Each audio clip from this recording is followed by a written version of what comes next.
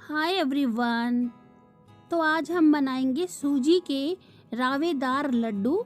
ये देखिए, इनका टेस्ट तो आप बस पूछिए मत, इतने ज़्यादा लाजवाब होते हैं ये कि इनके आगे मावे के लड्डू भी कुछ नहीं है और इनको बनाना भी बहुत आसान है। तो स्वागत है आपका सुपर सुप्रिया किचन में। यहाँ पर हमने एक बर्तन ले लिया है, कोई भी बर्तन आप ले सकते हैं। उसके अंदर 1 कप सूजी भर के हम डाल देंगे और सूजी को सबसे पहले आप साफ़ कर लीजिएगा, छान लीजिएगा। और सूजी लेनी है सबसे महीन वाली या फिर मीडियम साइज़ वाली। जो सबसे मोटी सूजी होती है उसका इस्तेमाल ना कीजिए। और 1 कप सूजी के अंदर यहाँ पर हम डालेंगे आधा कप के लगभग दूध है। ये दूध को थोड़ा थोड़ा डालते हुए हमें सूजी में मिक्स करना है। आप चाहे तो हाथों से मिक्स कर सकते हैं या स्पून से भी कर सकते हैं। ये देखिए, और जो दूध है वो रूम टेम्परेचर पर है, ठंडा भी नहीं है, गर्म भी नहीं है। थोड़ा बहुत दूध ज़्यादा भी लग सकता है क्योंकि ये सूजी के ऊपर डिपेंड है कि सूजी कितना एब्जॉर्ब करती है दूध को। तो यहाँ पर सारा दूध हमने डाल दिया है, लगभग आधा कप या थोड़ा सा आधा कप से ज़्यादा होगा ये दूध। इसके बाद यहाँ पर हम इसके अंदर डालेंगे 4 टेबलस्पून दूध की मलाई। और ये मलाई ताज़ी होनी चाहिए। जैसे हम दूध उबालते हैं रात को तो सुबह तक फ्रिज में उसमें मलाई जम जाती है, तो बिल्कुल ताज़ी मलाई यहाँ पर इस्तेमाल करनी है। आप चाहें तो इसको कम भी डाल सकते हैं मलाई को, या मलाई को आप स्किप कर सकते हैं, पर मलाई डालने से बहुत ही अच्छा टेक्सचर आता है, एकदम क्रीमी क्रीमी स्वाद आता है जब इसे खाते हैं तो। और यहाँ पर मलाई डालने के बाद हाथों से या स्पून से भी आप मिक्स कर सकते हैं। सूजी को हमें कवर करके रखना है आधे घंटे के लिए, ताकि सूजी अच्छे से फूल जाए। तो चलिए, आधा घंटा हो चुका है। तो यहाँ पर हमने ढक्कन हटाया। ये देखिए, सूजी हमारी बहुत अच्छे से फूल चुकी है और दूध और मलाई को बहुत अच्छे से एब्जॉर्ब कर लिया है। और हमारी सूजी थोड़ी बहुत टाइट हो गई है, मतलब बहुत टाइट तो नहीं है, पर इस तरीके का ही हमारा जो डो है वो बनना चाहिए। अगर इस समय आपकी सूजी बहुत ज़्यादा गीली गीली हो तो आप इस समय भी 2 या 3 टेबलस्पून सूजी मिक्स कर सकते हैं। और अच्छे से मिक्स करने के बाद यहाँ पर हम डालेंगे 1 या 2 टीस्पून देसी घी। और देसी घी को इस तरीके से इसके ऊपर हम मसाज कर देंगे ताकि सूजी हमारे हाथों में ना चिपके। तो ये देखिए, सूजी हमारी पूरी तरीके से सेट हो चुकी है। जैसे हम देसी घी लगाएंगे, सूजी हाथों पे चिपकना बिल्कुल बंद कर देगी और हाथों पे जब ये चिपकेगी नहीं, उसके बाद हमें इसको जैसे आटा गूंदते हैं उस तरीके से हल्के हाथों से गूंदना है, इस तरीके से। ये देखिए, और ऐसा करने से सूजी बहुत ज़्यादा सॉफ्ट और लचीली हो जाएगी। इसके बाद सूजी के यहाँ पर हम 2 हिस्से कर लेंगे। आप चाहें तो 3 हिस्से भी कर सकते हैं। तो यहाँ पर जैसे एक हिस्सा हम लेंगे और हथेलियों में इसको एक गोल बॉल की तरह बना लेंगे। और उसके बाद जैसे हम रोटी बनाने के लिए लोई बनाते हैं, इसको हम लोई की शेप में इस तरह चकले के ऊपर दबाएंगे और थोड़ा सा घी लगा लेंगे चकले के ऊपर, बेलन के ऊपर घी लगा लेंगे और इसको हमें रोटी की तरह बेलना है। ये देखिए, जब आप घी लगा लोगे चकले पे, बेलन पे, तो ये बहुत आराम से मतलब बेल पाएंगे, इसमें कोई भी दिक्कत नहीं आएगी। और यहाँ पर रोटी को बहुत मोटा नहीं बेलना है, मतलब मीडियम होना चाहिए, ना तो मोटी होनी चाहिए रोटी और ना ही पतली होनी चाहिए। यहाँ पर तवे को हमें मीडियम गरम करना है, तो रोटी हमने तवे के ऊपर इस तरीके से डाल देनी है। ये देखिए, तवा बहुत गरम तो बिल्कुल भी नहीं होना चाहिए। तो यहाँ पर रोटी जो है ऊपर से ड्राई हो गई है। इसके बाद रोटी को हम पलट देंगे और रोटी को हमें यहाँ पर मीडियम फ्लेम पर ही सेकना है, क्योंकि ये रोटी बहुत अच्छे से पक जानी चाहिए, रोटी में कच्चापन बिल्कुल भी नहीं रहनी चाहिए। तो यहाँ पर देखिए, रोटी दोनों तरफ से अच्छी तरीके से ड्राई हो गई है और ब्राउन ब्राउन स्पॉट भी इसके ऊपर आने लगे हैं। तो यहाँ पर दोनों तरफ इस तरीके से ब्राउन स्पॉट आ चुके हैं, मतलब रोटी बहुत अच्छे से कुक हो रही है। इसके बाद यहाँ पर दोनों तरफ थोड़ा थोड़ा देसी घी हम लगाएंगे, जैसे पराठे बनाते हैं उस तरीके से दोनों तरफ से हम रोटी को और भी ज़्यादा पकाएंगे।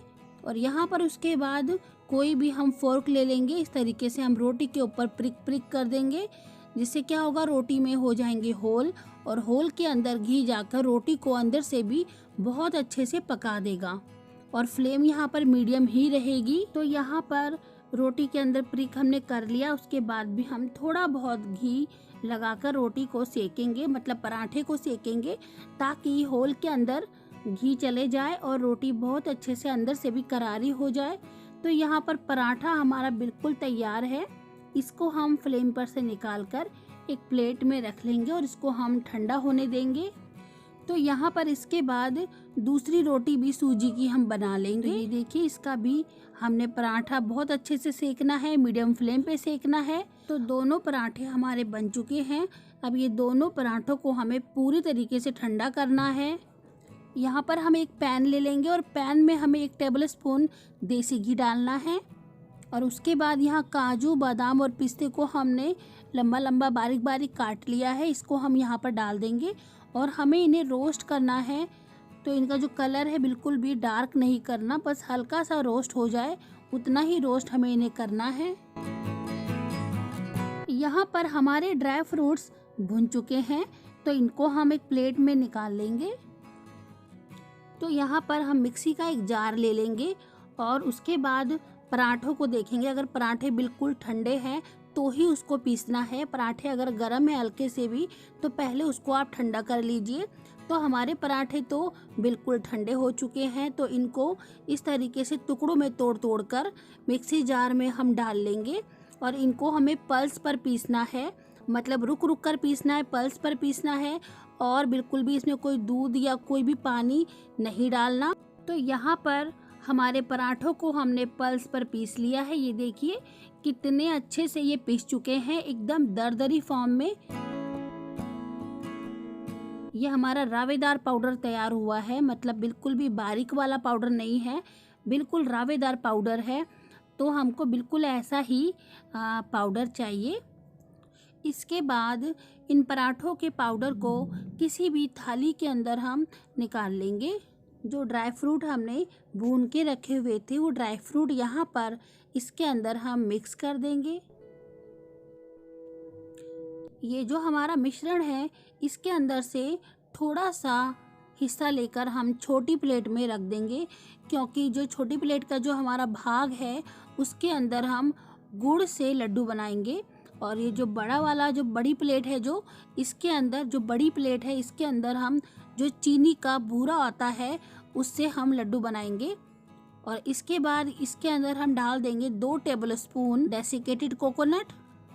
और जो छोटी प्लेट में है उसके अंदर 1 टेबल स्पून डेसिकेटेड कोकोनट हमने डाला है। इसके बाद यहाँ पर जो बड़ी प्लेट है उसके अंदर हमने आधा कप के लगभग चीनी पाउडर, मतलब जो देसी खांड होती है, जो भूरा होता है, वो हमने डाल दिया है। और जो छोटी प्लेट है उसके अंदर हमने 3 टेबल स्पून गुड़ का पाउडर डाला है। ये पाउडर हमने घर में ही बना लिया। गुड़ को मिक्सी के अंदर थोड़ा सा चर्न करने के बाद इस तरह का पाउडर बन जाएगा। तो आप चाहे तो चीनी से बनाएं, चाहे भूरे से बनाएं, चाहे आप गुड़ से भी बना सकते हैं, क्योंकि अगर गुड़ से बनाएंगे तो वो बहुत ही हेल्दी होता है। अब यहाँ पर बड़ी प्लेट में आधा टीस्पून इलायची पाउडर हम डालेंगे और मिक्स कर देंगे।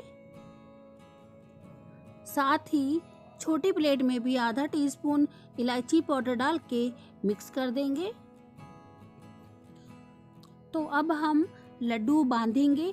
उसके लिए सबसे पहले हमें 2 या 3 टेबल स्पून देसी घी को गर्म करके इसके अंदर डालना है, जिससे इसके अंदर थोड़ा सा मॉइस्चर आ जाए। उसके बाद हमें मुट्ठी में जैसे लड्डू बांधते हैं उस तरीके से, और जितने साइज़ के आपको चाहिए उस तरीके से लड्डू बांधेंगे और सारे लड्डू अपने हम तैयार कर लेंगे। तो यहाँ पर हमने सारे लड्डू बांध लिए हैं और हमारे लड्डू बिल्कुल तैयार है। यकीन मानिए ऐसा लगेगा जैसे आप मावा के लड्डू खा रहे हैं, और जबकि इनके अंदर कोई मावा भी नहीं डाला। एकदम रावेदार लड्डू, मुंह में डालते ही घुल जाने वाले लड्डू हैं।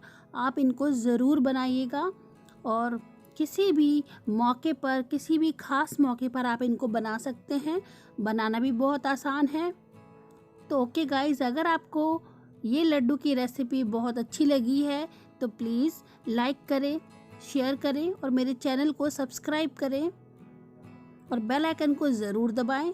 तो मिलते हैं एक नई वीडियो में, तब तक के लिए बाय बाय, टेक केयर।